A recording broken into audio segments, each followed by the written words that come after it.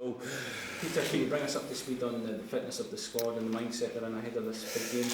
Well, first and foremost, the squad are as we are just now, as we were. Everybody who's in the squad or was brought in by Craig is still here.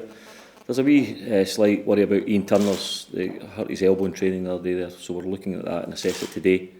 We still have another 2 goalkeepers in the squad. I don't know if Craig will bring another goalkeeper in if Ian has to go down the road and go back to his club. But the spirit of the squad's brilliant. You know, I think it tells you when there's no call-offs. It tells you that everybody, again, we've said in the past, wants to be here. Looking forward to what's going to be a great game on Saturday. People would maybe question not having a competitive game and how difficult that's been in the last 11 months. But do you look at it the other way, that you've had many friendlies to work with the team ahead of these 2 big games? I think the friendly is important. A lot of people question the Denmark game as well, so close to the beginning of the season. But I think it's gave the boys an extra game. It's also gave the guys an extra lift and got a good result from it. And more importantly, a decent performance as well against a very, very good nation. Denmark's a very, very good team. So if anything, it's gave us confidence, and it's gave us a lot of confidence going into what's going to be a big double header. We know how important it is, but again, it's something that we look forward to. How's Darren Fletcher looked in training? What about you? Well, he's doing great. We've not done an awful lot of training yet. We're training today, tomorrow and Friday as well, and he's looked fit. He's done a bit extra yesterday. In fact, some players who didn't play on Saturday, some players who were on as substitute, you know, the Barry Bannons, David Willey, this world, they done a wee bit extra at the end, and it was nice to see. They worked very, very hard, and they always do anyway. Tell us how important Dan will be to this game. Well, it depends if the manager picks him to start the game yet. The team hasn't been picked, but Darren is an important member of the squad.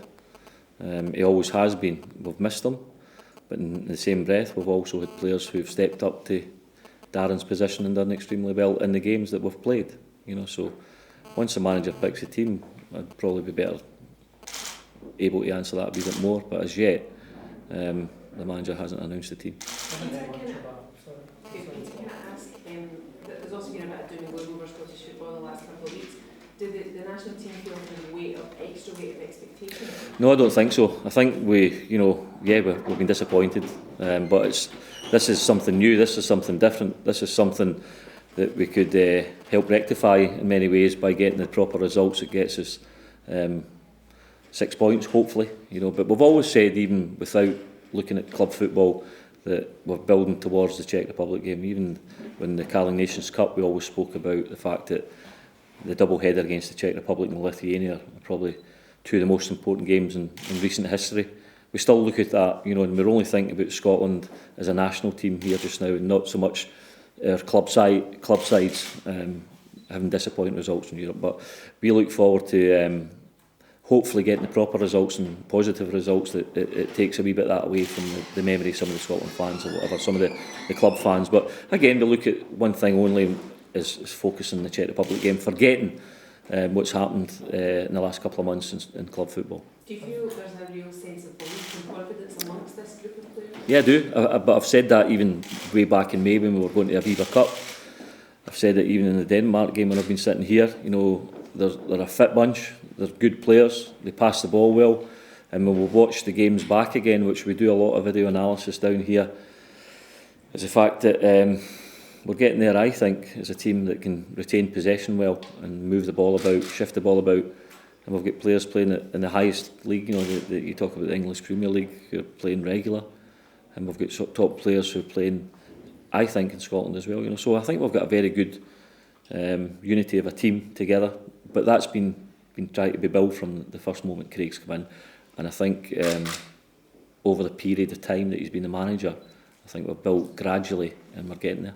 Peter, I was going to ask, this is like, since the last competitive match was almost a year ago, is this like a fresh start almost, and how much progress do you think's been made since that first lot of games, and in what specific area? Well, I think when you look at, if I take you back a year ago when we did play the friendly against Sweden, we did have a lot of call-offs, we did have a lot of people, we didn't have an organisation. I think there was still a case of players getting to know the manager getting to know the players and the type of players that were going to do a job for him. I think over that period, it's gradually get better. You know, I think results and most importantly performances have been better. I think there's a big trust between the players and the management. I think there's a, and we keep saying it, but I'll continue to say it, that we're trying to get Scotland national team into more like a club side. And I think that the fact that everybody's turned up, and I think it's unique in many ways. I don't remember the last time any squad, Scotland squad, has been no call-offs. Now that's not to say that, you know, there's players unluckily get injured during the course of, but we've been a wee bit lucky, and thankfully when we need our strongest squad available, here we're sitting today with everybody fit and healthy. It seems that Czechs will get some injury problems. Do we need to be careful not reading too much into that? Yeah, absolutely. I think the Czech Republic are a quality nation, you know, and I think they've got a blow with the fact that the goalkeeper's missing. I'll be honest and say that. You know, he plays an awful lot of games for them, and the second and third goalkeepers don't play a lot. He's a big influence in the team. However, when we look at the DVDs of all their matches, they've got some good quality and backup as well, you know. So we expect a very tough game. I think the last time when we played them in a friendly match I don't know if it was last March or so, they kept the ball well, they moved the ball quickly, their full-backs push on, but in the same breath when their full-backs push on, I always think the other side of it, that we can maybe exploit areas like that, you know. So we've got a game plan, the manager's got a game plan and how we want to go about our business, and hopefully it's the one that will get us the 3 points. Transfer deadline today, Peter. When your guys are involved in anything, will they be allowed to leave the camp? Well, there's never been, it's a wee bit hypothetical, because at this stage in time, nobody's been in for any of the players that we know of who are in the squad. So as long as it's not any United players, I'll be quite happy. And saying that, we've not got any here. Is Alan Hutton still here then? Alan Hutton's still here, fit, trained, done a bit extra yesterday. You know, he was one of I think there was 8 players who needed that wee bit extra, and Alan came through. He's fine. Alan Hutton's fine. He's 100% fit. Is there a difference in confidence between the two sides? Obviously the Czechs lost their friendly match, and Scotland obviously got a great result in their last friendly matches. Is there a difference in confidence between Scotland and the Czechs in this one?